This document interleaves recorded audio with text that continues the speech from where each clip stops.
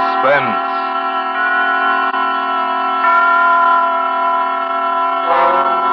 Starring tonight, Miss Lucille Ball in Anton Leder's production of A Little Piece of Rope. A tale well calculated to keep you in suspense.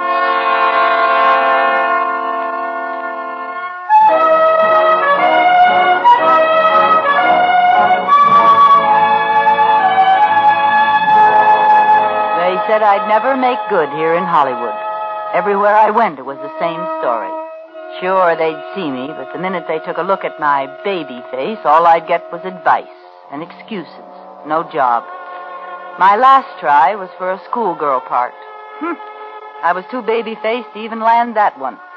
I was walking home still wearing the school uniform that I'd bought to help me get the part when I got the idea. Then I remembered another thing. It was years ago, reading an old copy of the Police Gazette in Grandpa's attic. Printed about 1880, I guess. With their falsely youthful faces, dressed as innocent schoolgirls, these vicious females haunt the vicinity of select young ladies' seminaries. And with their airs of artless girlhood, they entice and trap unwary gentlemen, some from the best of families.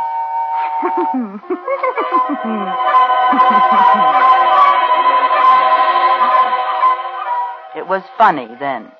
But now, well, those gals were suckers. I take the exclusive gents for all they've got and give absolutely nothing. That's how I made good in Hollywood, up to $1,000 a month good. I just take a little walk.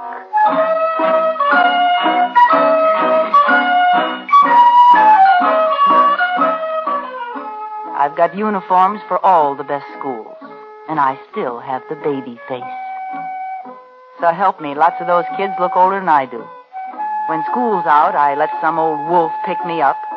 They always want to park up in the hills or some other lonely place. I drop my compact. He bends over to pick it up.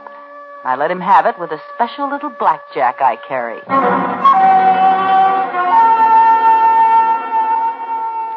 Then I leave, taking their wallets and any letters I find. You'd be surprised at some of the letters some of them do have.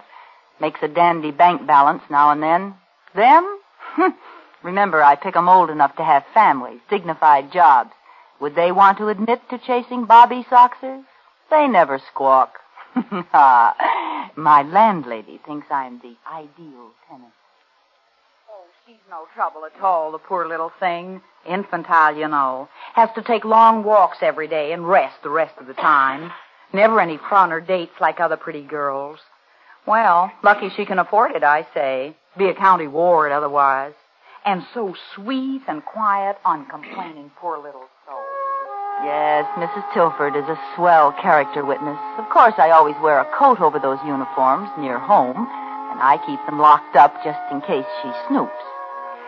Yes, I've got a nice career in Hollywood. That is, I did have until last month. You going out in this cold, Isabel? Oh, this is a good heavy coat. Well, don't you overdo now. These walks are just what the doctor ordered. Anyway, you sure look healthy enough. Oh, thank heaven for that. Anything I can pick up for you on the way back? Oh, no, thanks, dearie. I got everything done. Goodbye now. Bye. I was dressed for Miss Cadwaller's school this time, and it was just letting out when I got there. I didn't have long to wait. You know, you get so you can tell by the way the cars move along the street if the guy's on the prowl. This one was driving a big black coupe, and he was a little younger than I liked, about 40, but you can't be too fussy. I stepped off the curb, pretending to look for a bus. Waiting for the bus?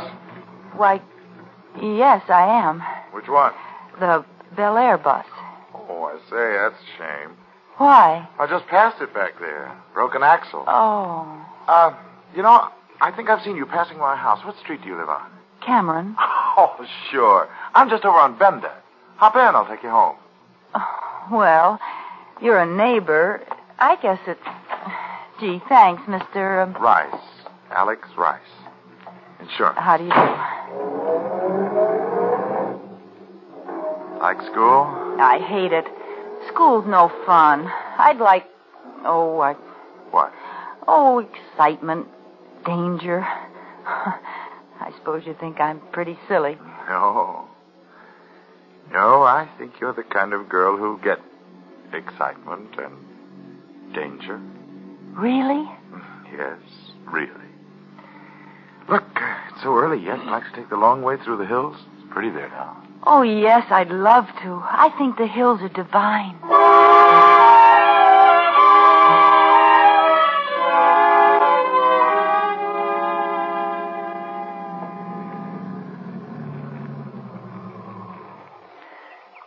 Oh, isn't it just out of this world? Yes. Yes, indeed. Oh. What's the initial on your bag for? The initial? Yeah. Irma? Oh. Inez? Ingeborg? Oh, Ingeborg, you made that up. No, it's Swedish. Imogene? No, Irene. Irene Taylor. A pretty name for a pretty girl. I'll bet. You have beautiful hair and eyes and a beautiful throat. Well, throat. Irene, you're very... Oh, Mr. Rice, I dropped my compact. You don't need it. But it might get stepped on. You won't need it. But I want it now. I know. Don't yell so. Here, I'll get it for you. Oh! Character, huh? Well, here, roll back a little. There.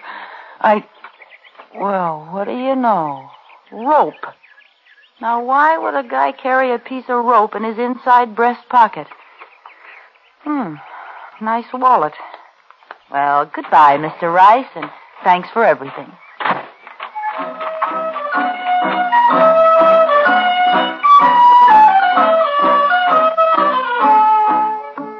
Back home, I showered and changed and settled down to see what was in this wallet worth keeping. Only about $50. What made it so thick was a lot of newspaper clippings.